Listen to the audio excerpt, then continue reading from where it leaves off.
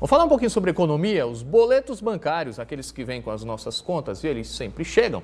Agora tem que ter CPF ou CNPJ de quem emitiu e também o seu CPF aí, você que vai pagar. A determinação do Banco Central vale desde o início desse ano, ela vai ser aplicada de maneira escalonada ao longo do ano.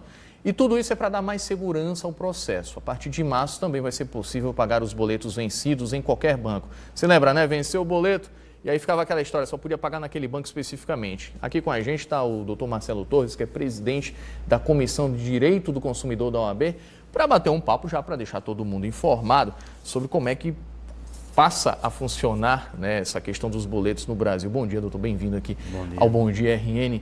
Por que especificamente? A gente sabe que tem uma noção que quanto mais detalhes, maior a possibilidade de segurança, né?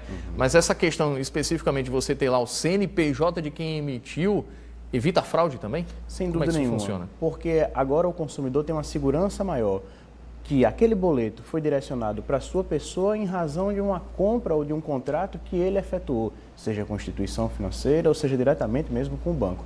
Então, a garantia do CPF, do CNPJ, demonstra uma maior transparência por parte daquele fornecedor que emite o boleto e do consumidor que está adquirindo determinado produto ou serviço. Porque muitas pessoas até recebiam isso, ainda acontece, muita gente ainda cai nessa história, né? Recebe aquele boleto online lá pelo e-mail e naquela loucura de pagamento de conta, isso aqui está atrasado, eu tenho que pagar, imprime e paga na correria. E com CNPJ não vai dar para fazer isso não vai ter em teoria não dá para falsificar. Em regra não, porque você sabe quem efetivamente emitiu o boleto e você sabe se contratou ou não com aquela empresa. E a empresa geralmente ela deve ter acesso ao seu CPF. Então, um falsário, em tese, muitas vezes não conseguiria promover um CNPJ de uma empresa que você conhece e ainda mais o seu CPF ou o seu próprio CNPJ dentro do mesmo boleto. Traz-se uma segurança maior para o consumidor. Pelo menos aumenta a segurança, né? Exato. Para evitar outro problema também, não sei se você já fez isso, mas tem gente que às vezes atrasa uma determinada conta. Acontece muito com conta de água e conta de luz. Atrasou, aí chegaram 2, 3 contas, a pessoa perdeu o controle, aí paga 1, 2, 3 e paga 1 a mais, às vezes. Com essa medida vai ser possível evitar também? Exato, porque anteriormente você deveria buscar o ressarcimento por intermédio ou de uma medida administrativa ou de uma ação até perante o Poder Judiciário. Agora não.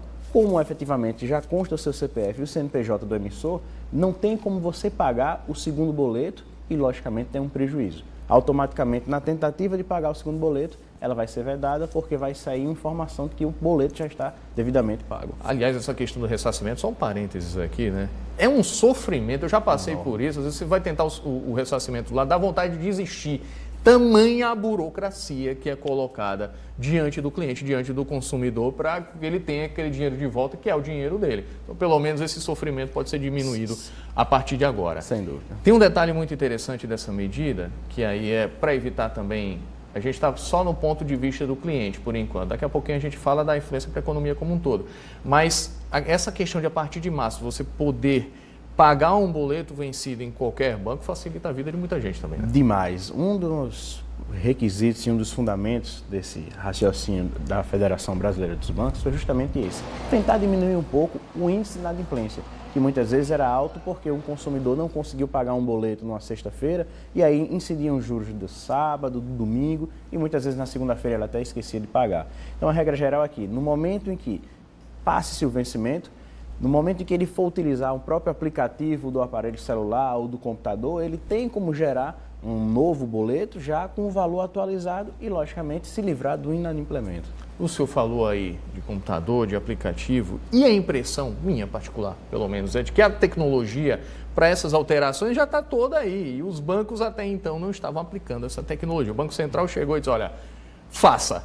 Agora tem um outro dado também, né? Isso ajuda a combater ou dar um alívio na crise econômica também? Combater a inadimplência? Sem dúvida nenhuma. Como você bem salientou, já existia tecnologia para isso. Agora, com essa crise financeira que a sociedade tem ultrapassado nos últimos 2 anos, o índice de inadimplência, de não pagamento de boletos, aumentou muito. Razão pela qual a Federação Brasileira tentou buscar mais uma alternativa para evitar essa inadimplência, quanto mais do consumidor. Agora, vale lembrar também, você já deve ter observado, se você recebeu aí vários boletos, como eu disse, eles sempre chegam, todo mês eles estão lá. Exato. Eles ainda não vieram, pelo menos os que eu olhei, os meus não vieram lá com o meu CPF, ainda não vieram com o CNPJ. Isso porque essa adaptação está acontecendo aos poucos, Exatamente. Como você bem salientou, uma escalonação. Ou seja, a partir do mês de março, os boletos que tratem sobre valores acima de R$50 mil. A partir de agosto, os valores vão diminuindo até chegar ao lapso temporal de novembro, onde todos os boletos que são emitidos devem vir justamente com o CPF ou o CNPJ do emissor e o CPF e o CNPJ daquele que vai pagar. Vale para o pagamento dos boletos em qualquer agência bancária? Em qualquer agência bancária. Primeiro, a partir de março, a partir de R$50 mil, é isso? R$50 mil, exatamente. Imagina um boleto de R$50 mil, né? E depois vai escalonando, vai diminuindo. Perfeitamente. Mas, na lógica, o ideal seria que as empresas e instituições financeiras já fossem se adaptando desde agora. Exatamente, né? Porque em regra, né, o valor não incide muito em diferença, mas foi uma opção da Federação Brasileira dos Bancos. É isso. Marcelo Torres é presidente da Comissão de Direito do Consumidor da OAB aqui no Rio Grande do Norte.